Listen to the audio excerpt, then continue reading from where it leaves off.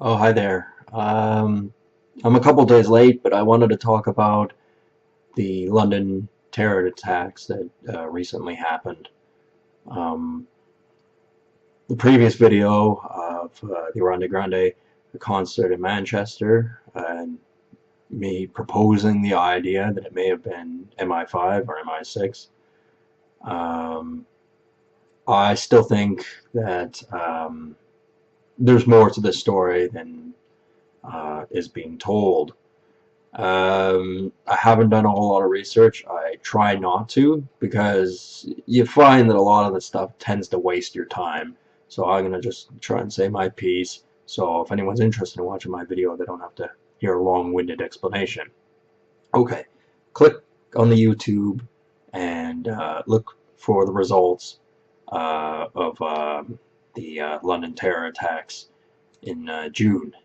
The first video that will pop up is titled "A London Bridge Attack, June 3rd, 2017." It was posted by a woman named Stephanie Mitchell. It's got about 620,000 views-ish, so quite a few. Evidently, they were in a restaurant. The restaurant locked all the doors as per police instructions. They turned the lights off for some reason. These people were able to film what was going on, I guess supposedly with their cell phone camera. I don't believe I recall hearing what make of phone they had, but one thing, everything they said sounded scripted. It sounded like they knew exactly what to say, and they had the right composure. Like with me, I've made 60 hours worth of content on YouTube. I know if you're talking off the top of your head, you don't sound like you've just been reading a script for an hour. That's one thing. And okay, so the lights are out in the restaurant, right? Um, Somehow they're able to film themselves with their phone, and there's enough light on both of their faces, and both of them are both like the woman and her boyfriend are both in the video, completely in it, the entire time, like professionally done. It's the right lighting to see their faces, even though the restaurant's pitch black. Um, but you can still see them, and they're talking like perfectly normal, explaining what's going on as far as their situation. For one thing, even at times of non-stress or non-X factors, like not being in the middle of a terrorist attack, supposedly, it is very hard to record yourself and not have bloopers, like not be able to hold the camera straight. Maybe you got the wrong angle.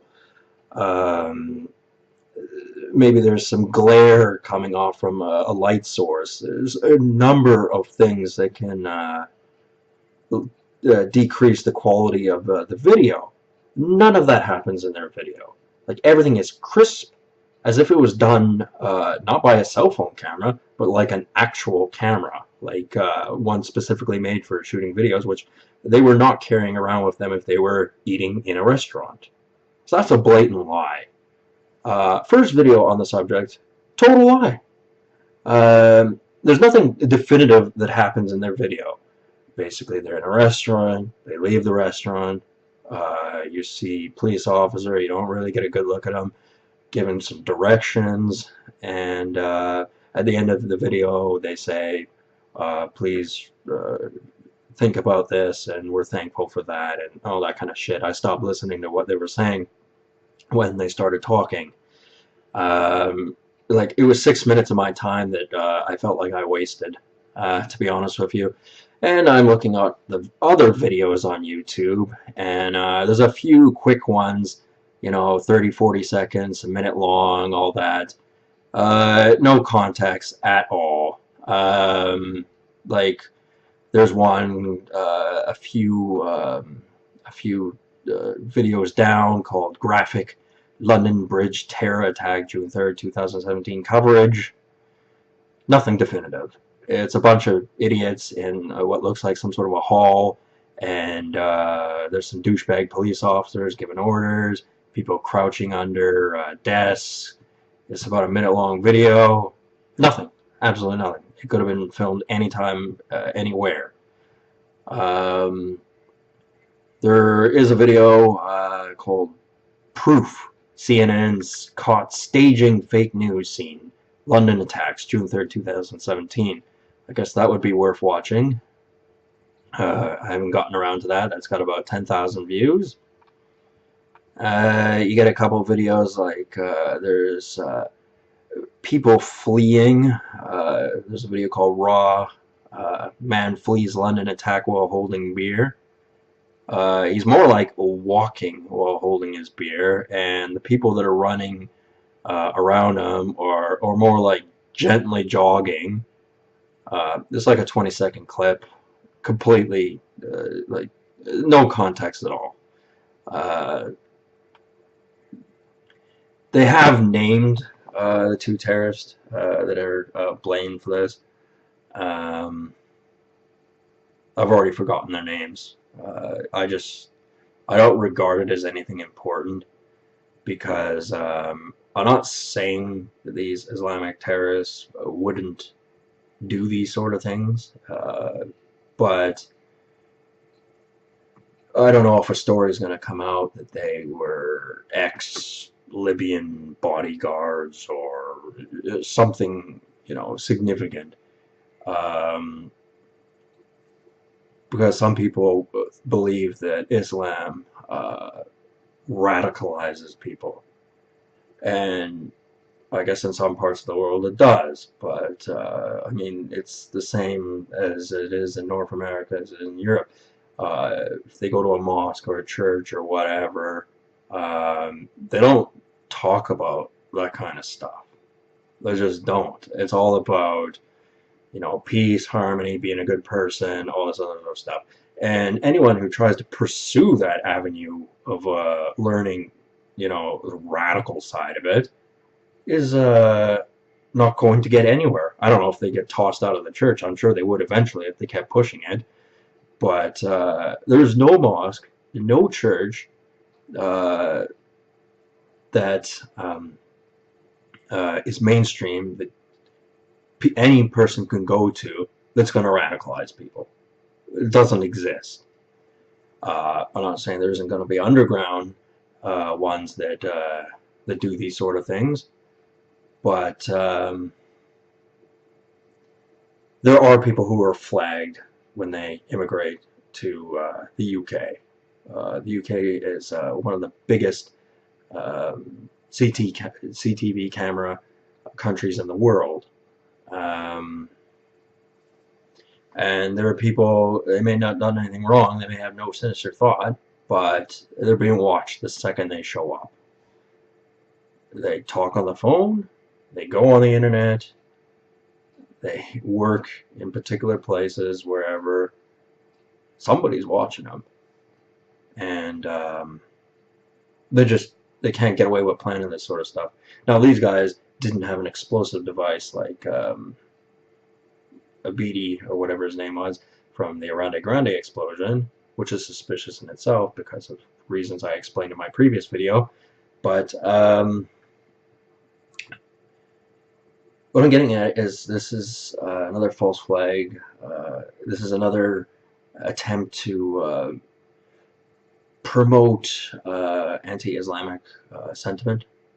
I feel bad for your regular Muslims who may live there for a few generations in the United Kingdom and are not bad people. They don't do anything wrong.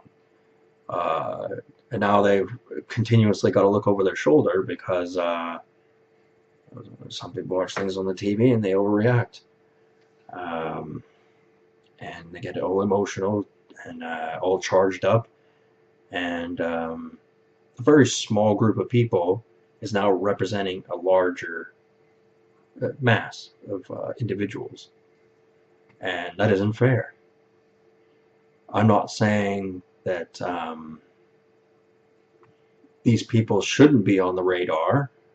I think, depending on your background, where you're from, if the country, especially if the country is war torn or whatever, number one, I don't think you should be allowed in the country in the first place. I mean, it's really shitty for you to be in that situation, true enough, but you're too much of a liability to be allowed to come into the country, I believe. And if they do let them in, then they have to be watched constantly. If they go to the 7-Eleven to buy a Gatorade, Secret Service has to know they bought a Gatorade. You may go, well, they ain't got the resources to look at that many people. There's like 2 million Muslims in the United Kingdom. Well, for one thing, there really should not be 2 million Muslims in the United Kingdom. Why? Why would they ever allow there? It is a very, very small island. It should not have that many people in it. Just doesn't make any sense.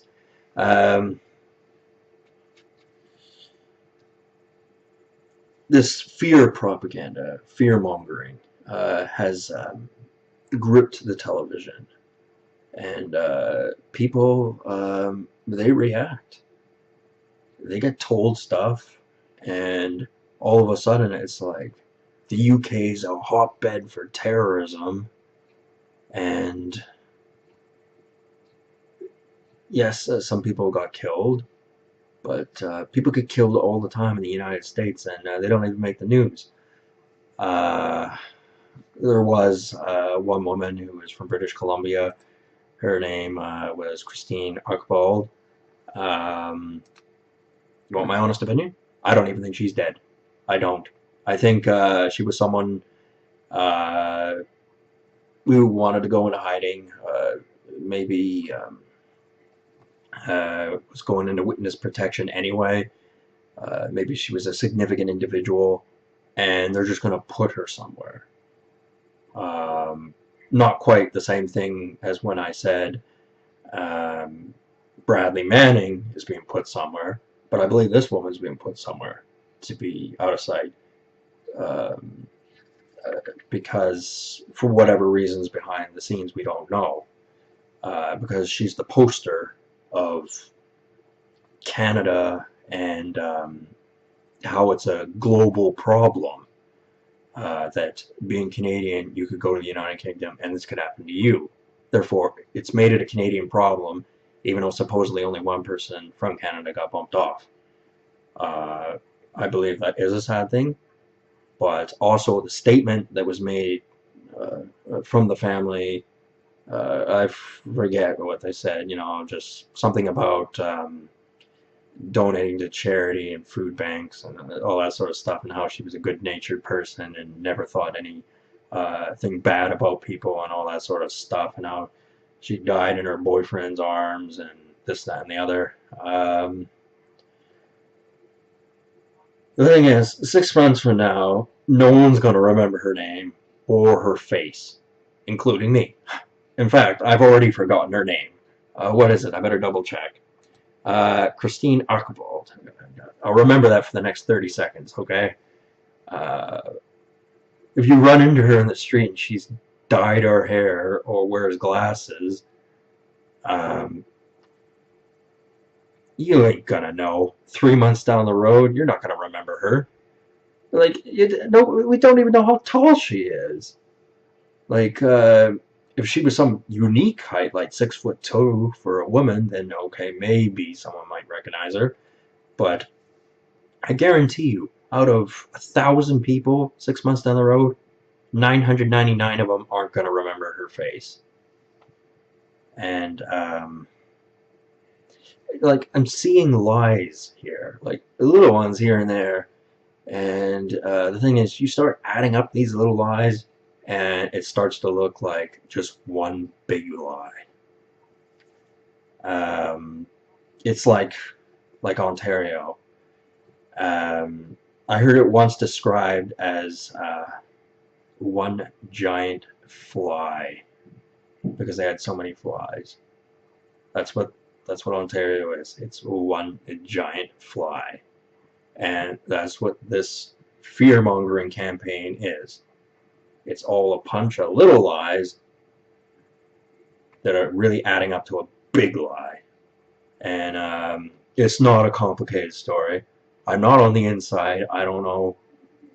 In other videos, I may be joking, saying, like, look, yeah, I'm a secret agent, man. Oh, behave. But I don't know. But I do know when people start lying about little things that it all comes undone and the web of deceit falls apart, and all it takes is for people to use their common logic. So yeah, I browsed through the first page of YouTube videos on the subject. I have not done research into this. I just feel it's a fruitless waste of time. They're not going to tell you any information that will be of any use or give you any kind of advantage in understanding what the problem is. I'm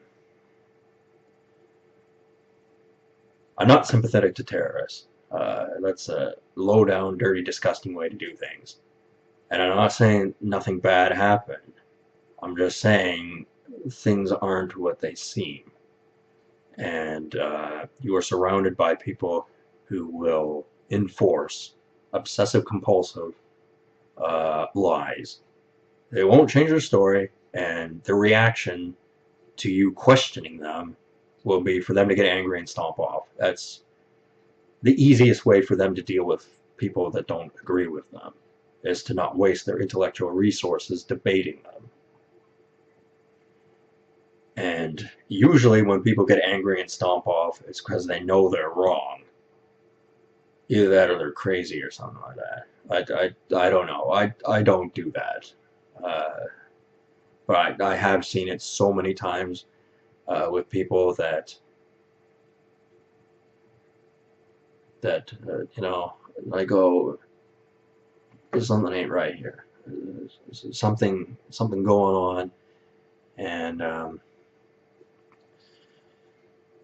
oh, we're gonna have to see. Hopefully, stuff like this doesn't happen again. But I mean, London in particular, bad things happen every day. Bad things happen every day in America, but it don't make the news like this. It doesn't spin people into a frenzy like this has. And this is done by the manipulation of the media. And it's done for a purpose. In fact, the media is a nauseating headache to watch. It really is, on all outlets. It's intolerable. I can't stand it. It's so simplistically stupid, and I don't know, depending how old you are, what part of the world you come from, you'll understand it differently, but one thing everyone should understand is that anytime media gets put up, it's to present an image and a narrative that the person putting the video up wants to display. So if they can get you to think the way they want you to, without necessarily telling you, in fact, it's more effective if they don't explain themselves and they just get you to think what they want you to, then they've done their job. Anyway, question what you see, and I'll talk to you guys later. Have a good one.